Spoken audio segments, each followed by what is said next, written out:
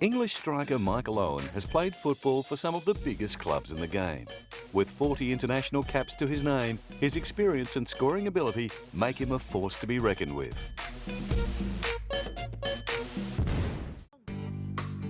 Currently playing for EPL club Manchester United, Michael has been scoring goals on a regular basis for over a decade. At just 5 feet 9 inches in his socks, his sharp pace and deadly strikes have seen him mix it with the best footballers on the planet. The fourth son of former footballer Terry Owen and his wife Jeanette, Michael James Owen was born on December 14, 1979 in Chester, England. With little else to do, the northern city provided the perfect environment for an aspiring footballer to grow up in.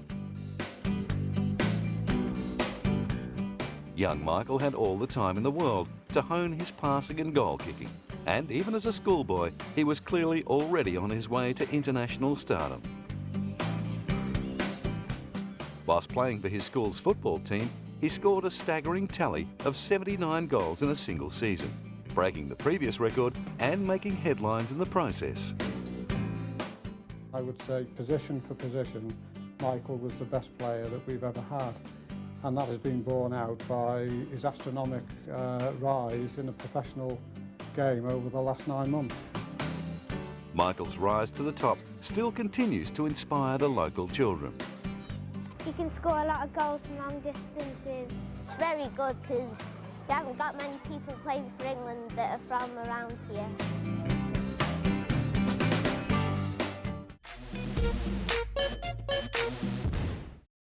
At just 13, Michael Owen became eligible to sign a schoolboy contract with an EPL club. After talks with the Big Four, he chose Liverpool. He made his senior team debut at 18 against Wimbledon in May 1997. After a slow first season and only 2 appearances, he hit his straps the following season by scoring 23 goals in 44 games. He was rewarded by being voted the PFA Young Player of the Year. We play at home and we play in front of English crowds, and English crowds are known for their passion and whatever, so I think if you enjoy playing the game, then you enjoy atmospheres that are loud, and it gives you an extra spur to play well. His star continued to rise, and despite having a few frustrating years due to injury, overall he enjoyed 8 great years at the club. While he was there, he played a major part in Liverpool's success, particularly during their outstanding run in 2001, which saw them win 5 different tournaments. Their haul included the UEFA Cup, as well as the FA Cup, in which they beat Arsenal 2-1. Michael scored the equaliser, then the winning goal with only minutes to spare. In 2004, with the Galacticos in full swing at Real Madrid, the Spanish club offered to buy him for €9 million. Buenos dias todos. Okay.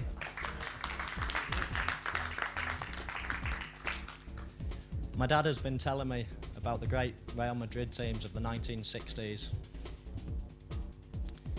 He says De Stefano and Puskas are 2 strikers that were just unbelievable.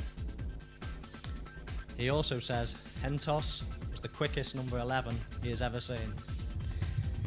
And today, I'm so proud to be wearing his number 11 shirt again. Despite being Liverpool's leading goal scorer every season since 1998, the offer was too good for the Reds to refuse. The signing saw him join the likes of David Beckham, Luis Figo and Zinedine Zidane at Estadio Bernabeu. Not only was the signing a sound football decision, it was also a marketing coup. After he was presented with the number 11 jersey, fanatical Real Madrid supporters snapped up his new shirt in a buying frenzy. They literally flew off the shelves. Although his form in the EPL was world class, he struggled to shine in Spain. Not only did he have a new environment, new teammates and new game style to contend with, having so many superstars in the one side forced him to compete against his own players just to get the ball. To put it simply, he was no longer the best player in his side. I haven't set the world alight at Real Madrid, but likewise I haven't been as bad or as non-effective as some people have said. I mean, I've I've not played as much as I'd like to, but I knew it was going to be a challenge right from the start, so it was nothing new. I mean, everyone could see that right from the start, so I don't know why it's such a big surprise now. Enduring poor form and a lot of time on the bench, rumours started circulating that he could be leaving Real after just one season. However, Michael dug in and stuck it out to finish that first season with 16 goals to his name. After months of speculation, he ended up leaving Real Madrid in August 2005 and signed with Newcastle United. Although he had an average season by his standards at Real, Newcastle agreed to sign the striker for a then club record fee of close to €18 million. As expected, Michael was relieved to be back on home soil. Yeah, well, I've obviously had a bit of a head spin in a couple of days, but to start with, that's not a complaint. Obviously, I've had three great clubs in the frame, in Newcastle United, Liverpool and Real Madrid, and the further and further it got towards the transfer deadline, the more and more it started getting clear that Newcastle was going to be my destination. And I'd met with, as everyone knows, the Real Madrid president and directors and managers, and then with Rick Parry of Liverpool and Rafa Benitez. And I came up here and met the Newcastle contingent as well. And yeah, at the end of it all, I thought the best for my future and best for everything was to move to Newcastle. And he was not the only one excited about his move to St James Park. The Newcastle United fans were also ecstatic. Well, bringing Michael Owen to the club, although we haven't got European football this year, basically sends out the right message to any other potential signings that the club might have in the bag, and it's a great signing. I mean, it's up there, as I say, with Alan Shearer and Kevin Keegan, and hopefully it'll turn our season around. I don't think the goals for tally will be standing at nil for much longer. Now at his third club in 2 years, any Michael Owen fans keen to keep up to date on the latest merchandise had to shell out again. His new black and white jersey bore the number 10 he'd worn while at Liverpool, and the new shirts sold like hotcakes. After missing the start of the 2005-2006 season with a thigh injury, he returned to score his first goal for the Magpies against Blackburn Rovers on September 18th. A few months later, he scored a hat-trick against West Ham, and the poor form monkey looked to be off his back. However, he missed the majority of the 2006-2007 season with a knee injury and struggled to regain his touch. His time looked to be up at St James Park. On July 3, 2009, it was announced that Michael had signed with EPL powerhouse Manchester United. With good form eluding him ever since leaving Liverpool in 2004, the striker from Chester was keen to revitalise his career at Old Trafford. The club doesn't stand still, we still look forward. Like you said, we've signed Michael Owen, who is a proven world-class striker. So everyone's excited about the new season. Now that the talented Cristiano Ronaldo was off to Spain, manager Alex Ferguson opted for a ready-made player to take his place. Handing Michael the famous number 7 shirt, there was no doubting Sir Alex's expectations. The jersey has been worn by some high-profile players, and I think we have that in Michael Owen. His profile for the last decade has been outstanding, and to choose someone with that, you have to be confident that he can carry that, and as a confidence in himself, I'm not concerned about what the supporters think, because the important thing is to give it to someone who's confident to use it and wear it. You could give it to a young player who may be beyond him at the moment, and I think that he was a natural one to get it. With arguably the greatest football manager of all time guiding him, he has every chance of exceeding the expectations of his former number 10 jersey. Over the course of his career, there is no denying that Michael has so far played his best football at Liverpool. During his time there, he scored 158 goals from 297 appearances, averaging 1 goal every 1.8 games.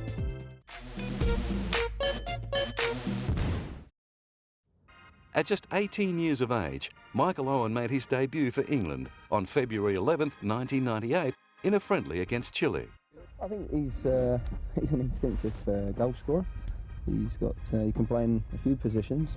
Although he's a striker, he can play in a withdrawn role at times, just off the front. He's a very intelligent player, and as I say, the potential's there, and the ability's there at the moment. And I've always gone on record saying it doesn't matter if they're 34 or if they're 17, it's their quality, and this lad's got quality. I don't mind saying it in front of him, because that's why he's here. Not only had he made an impressive start to his career at Liverpool, he had also dominated the field in England's under-20 side. Well, yeah, it's a great chance for me. I think that's a record that everyone's been talking about, and it would be a great achievement to get it. But I'm just looking to do as well as I can throughout training this week, and hopefully do well if I get a part to play in the game. Unlike some other footballers, he didn't take his natural talent for granted. Once in the national side, he continued to work at his game, determined to make the most of his opportunities. After 3 years of solid football for England and approaching his 20th international goal, he received some welcome news.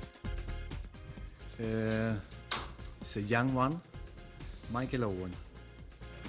And nobody deserved the captaincy more than Michael Owen. He was a footballer of Europe last year, and I think he's a very clean one. He's very popular in the squad, in England, outside England, and it's up to him to show that he's also a leader. I don't know. I think so. When the manager told me, it was obviously straight on the phone to my mum and dad and close friends and family, and a very, very proud moment. Michael received the captain's armband temporarily after regular captain David Beckham was unable to play due to injury. He captained his country for the first time in April 2002 for a friendly against Paraguay. This saw him become the youngest player to captain England since Bobby Moore in 1963. In his first game as captain, he scored once as England smashed Paraguay 4-0. Over the next few seasons, he continued to captain England as Beckham constantly fought with injury. With the 2002 FIFA World Cup fast approaching, he was in great form, scoring again in a friendly against Korea Republic, just weeks out from the tournament. Although Beckham returned to play in the 2002 FIFA World Cup, Michael's leadership skills proved vital to England's success. After cruising through the group stage, they eventually lost in the quarter-finals to Brazil 2-1. Michael had scored England's only goal. After the disappointment of the World Cup, England focused on qualifying for Euro 2004. Michael continued to find the back of the net, scoring 4 times during the qualifying rounds. It was during Euro qualification that he received his 50th international cap. It is staggering, and I think sometimes we overlook some of Michael's achievements. You know, he's been in the side for so long, but the goals that he's scored and to have 50 caps at his age is a phenomenal achievement, and who knows how many he could go on to pick up. So we're very lucky to have a striker like him, and as I say, I think sometimes we take it for granted, but you know, he deserves all the accolades for reaching that target at the age that he is. Euro 2004 saw England once again cruise through the group stage, but bow out in the quarter-finals.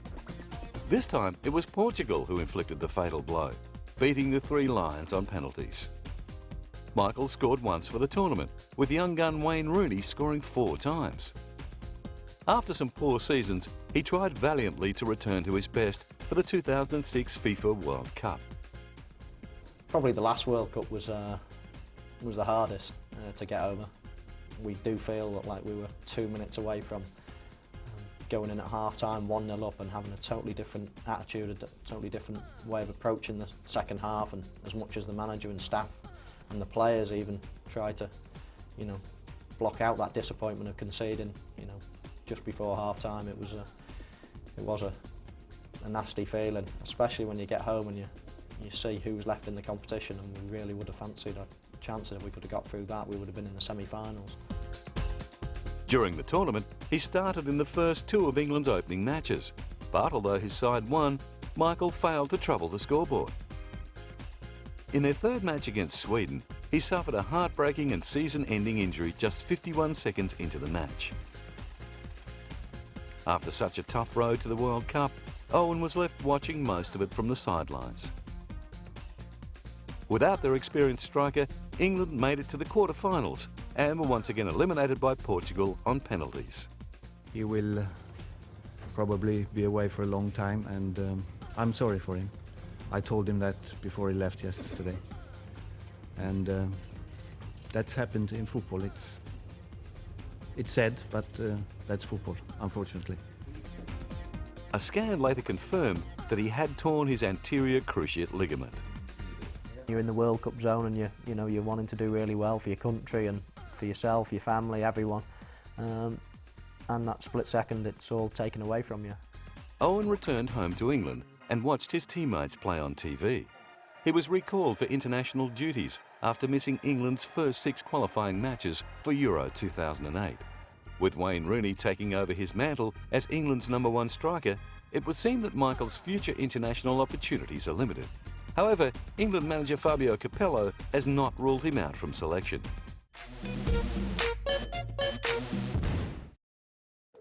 A fierce competitor on the pitch, it could be said that Michael Owen is the complete opposite off-field. The ultimate family man always has time for his fans, and the boy from Chester certainly hasn't been swept away by the glitz of fame and fortune. Michael fell in love at first sight when he met his future wife, Louise Bonsall, at primary school in 1984. They got engaged on Valentine's Day in 2004 and married on June 24, 2005. The couple has 3 children together, Gemma Rose, James Michael and Emily May. Not one to keep his wealth to himself, Michael bought an entire street, Austin Close in Eulo, for his extended family to live in. His love of extravagance has also seen him travel to training via a helicopter, which he is fully licensed to fly. In 2003, reports surfaced that Michael suffered from a serious gambling addiction. At the time, he admitted to a passion for horse racing, which allegedly saw him lose around €45,000 in a year. Players out there who get bored, have a lot of spare time, whether it's on horses, cards, gambling's a major part of society. Gambling is common amongst professional footballers. And although it's not illegal to have a flutter on the ponies, it does set a bad example for aspiring players. Football and gambling is quite a natural thing. It's in the makeup of probably most sportsmen's women, because that's what they're doing, taking instant decisions and challenges and risks. Addicted to experiencing huge highs, gambling can be a way of reproducing that buzz. There are a large number of high-profile sports people across all sports: golf, snooker, football, cricket, you name it. There's high-earning people getting problems through gambling.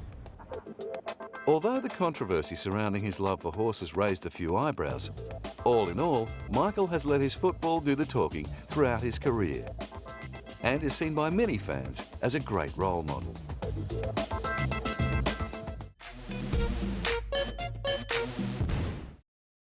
Throughout his career, Michael Owen has played alongside and been inspired by some brilliant footballers, and Alan Shearer is no exception. Shearer started his career in Southampton. After 4 seasons, he moved to Blackburn, where he started to show the talent he is now renowned for, scoring 130 times in just 171 games. In 1996, he transferred to Newcastle, where he played until he retired in 2006, after 404 games and 206 goals. Shearer played 63 times for England and scored 30 goals. Paul Gascoigne, or Gazza, is nowadays more recognised for his off-field antics than his on-field performances. He started his career at Newcastle. The young midfielder made his team debut against Queen's Park Rangers on April 13, 1985. It didn't take long before he found himself in trouble. Gazza transferred to the Tottenham Hotspurs for a then record fee of around €2.5 million. While at the Hotspurs, he won his only English trophy, the FA Cup, in 1991. After spells at Lazio, Rangers, Middlesbrough, Everton, Burnley, Gansu Tanmar and Boston United, Gascoigne eventually retired from football in 2005.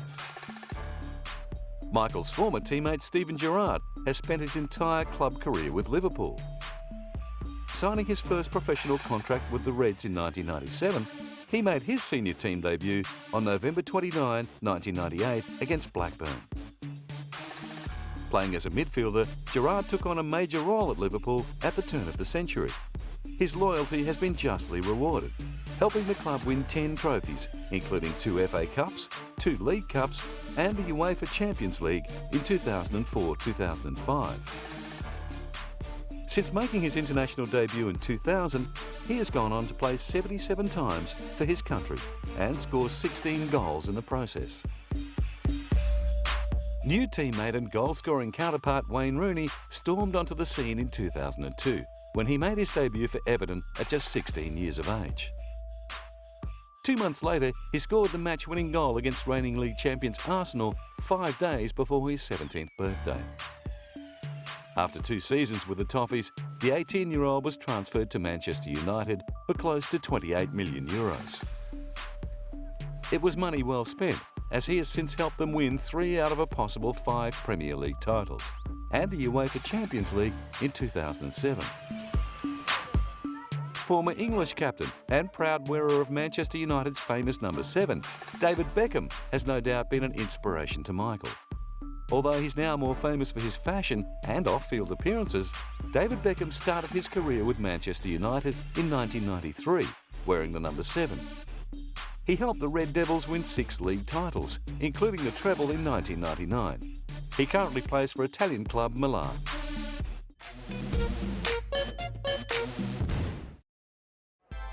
With a career that has spanned well over a decade, Michael Owen has had plenty of time to use his fame to earn a little extra pocket money. Like all smart footballers, he published an autobiography. His was called Michael Owen, Off the Record. The book revealed the highs and lows of being a professional footballer. He also took the opportunity to deal with accusations of being a diver, his injury troubles and alleged gambling addiction. Owen's contract with Man U is worth over €2.8 million annually, and his sponsors Umbro, Tissot and BMW also see him sitting pretty. However, in comparison with other big-name footballers, Owen's multi-millionaire status leaves him out of the race for the top 10.